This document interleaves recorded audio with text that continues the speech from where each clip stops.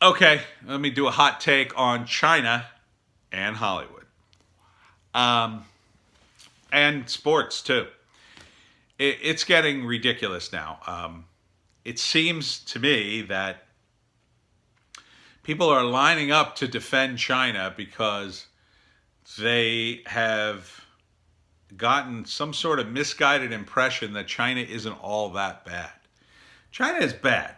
China is communist, and therefore China has a terrible human rights record. It always has.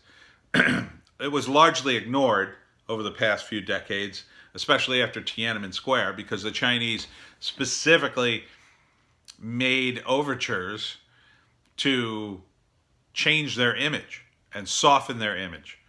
But that is mostly cosmetic because they do have political prisoners. If you have the wrong political views, you will be thrown in jail in China. I wrote my books on organized crime, and one of the criminal organizations I looked at in the second book, Complete Mafia for D20. What was the subtitle? Complete Mafia for D20. Oh man, I forget the rest of the subtitle. Oh, West Coast. West Coast, because West Coast includes more of the Asian gangs, the Yakuza and the Triads. Yakuza are Japanese, Triads are Chinese. The Triads in China, this is how vicious they are. When they come in to rob a place, they kill everybody. They cannot afford to leave anyone alive because they know if they're caught, they're going to a prison camp, probably for the rest of their lives, probably to die and to be tortured. They don't want to go there, and they would rather die than go there. So, in one of the books I read, there was a description of a jewelry store robbery. There was a special task force monitoring the area, and the Triads were making their move, and a patrolman stumbled upon the scene, and the other special task force guys were sitting in a van going, "Do we warn this guy?" And it ended up very bloody. I don't think he died, the policeman, but they definitely shot him, and it was just anarchy. They don't mess around in China, so the stakes are very, very high. And if you're in the Triads, you're part of a very corrupt criminal organization that, in the 50s, the Triads basically ran China. Now, communist China, a lot of them were wiped out, but with the return of capitalism, they were able to creep back in and sort of be in the cracks. So, the Triads are still there. They're definitely in Hong Kong, and the Chinese would love to be rid of them. The problem is, you can't have capitalism without crime. And if you have the kind of crony centralized capitalism that the Chinese had, you have even more crime and more graft, because the people who make that money then want to make more. And they gank the system using their money. Mainly they bribe people. And when they can't bribe people, they kill them. So there is an extreme element in Chinese culture that isn't going away. The Chinese cops are not like the cops here. You don't have rights in China, really. You don't really have any rights. The state tells you what you get or what you don't get. And if you're a political prisoner, man, you're going down for as long as they want you to go down. And I'm also reading the Gulag Archipelago, and what you learn from that, from the Soviet era, is once you set up a system like this, it becomes sort of self-perpetuating. And you have basically sort of half the population jailing and monitoring the other half constantly. Because you need to constantly do that. You need to constantly instill fear in order to keep people in line. Because if you don't constantly instill that fear, they will bribe people or they will do something crooked. And because the system is incredibly corrupt. Because if you just use the system, you won't get what you want. You won't get enough money. You won't get the things you need because people are stealing, every opportunity because they feel they have to. Now, to some extent, that's been mitigated. In the Soviet Union, people were desperately poor. In China, they're not desperately poor. They're actually okay. There's an emerging middle class there. But that middle class can't be kept safe forever. It can be kept insulated for a while until the money runs out. Once the money runs out, and China's money will collapse at some point, they're screwed. And the American companies who have been kowtowing to China now, oh, you're making money now, but when their economy collapses and you have to come back to the United States to start making your money again, you're going to be in big trouble. You better start making inroads in India, NBA, and Blizzard Entertainment.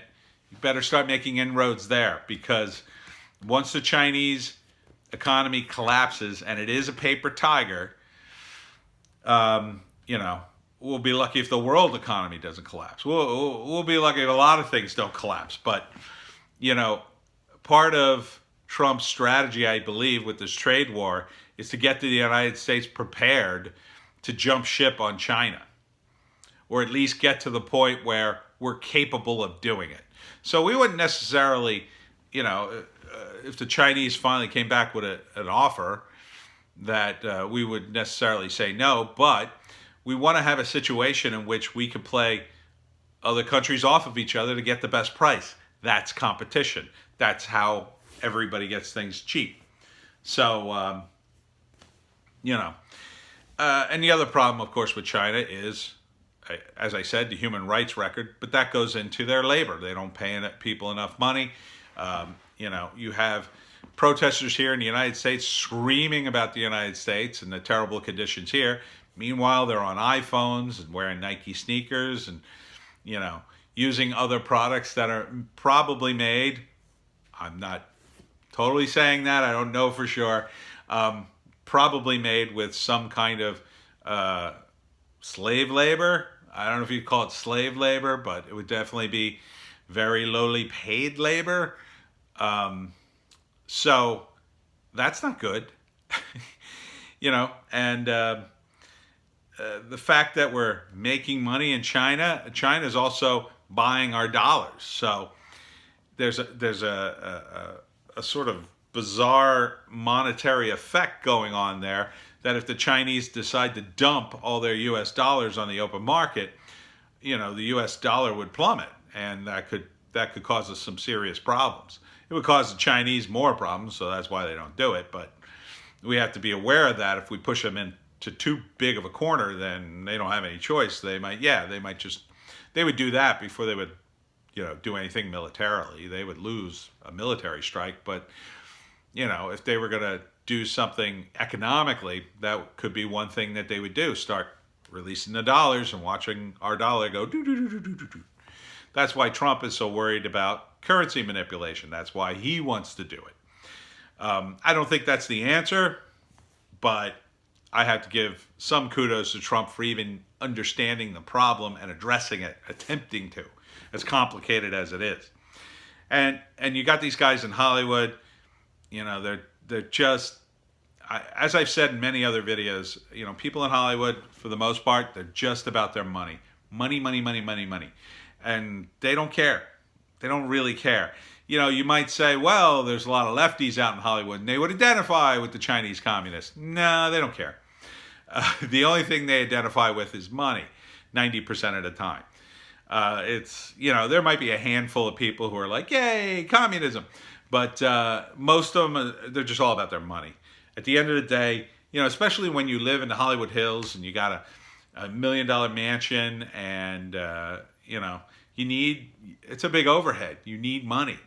And you don't want that gravy train to stop, and you don't care where it comes from, really.